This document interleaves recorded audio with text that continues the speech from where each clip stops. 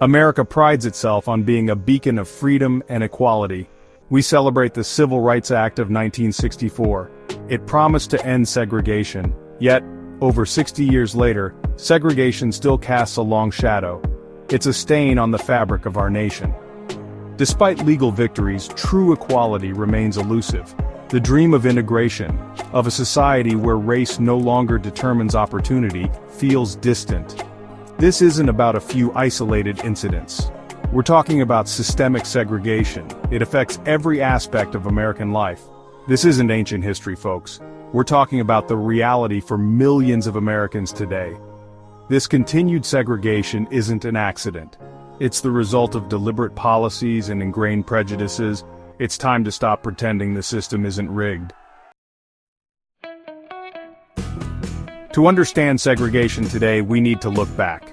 The Jim Crow era wasn't just a dark chapter, it was a systematic effort to oppress Black Americans. These laws weren't about separate but equal. They were about maintaining white supremacy. Then came the Civil Rights Movement. Brave men and women fought tirelessly. They faced down police brutality and racist violence. Finally, they secured landmark legislation.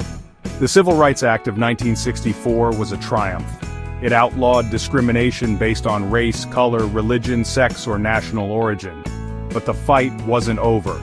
Discrimination found new ways to thrive. It went underground, became less overt.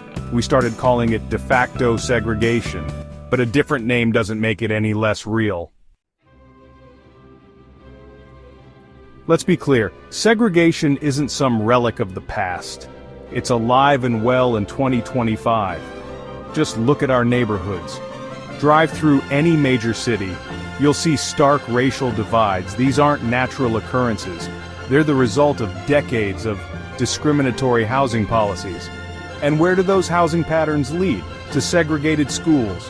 We pour money into some schools, while others crumble from neglect. Is it any surprise that educational outcomes are so unequal?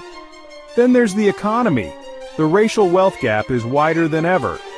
Black Americans face higher unemployment, lower wages, and less access to capital. This isn't about individual choices, it's about a system that's rigged against them.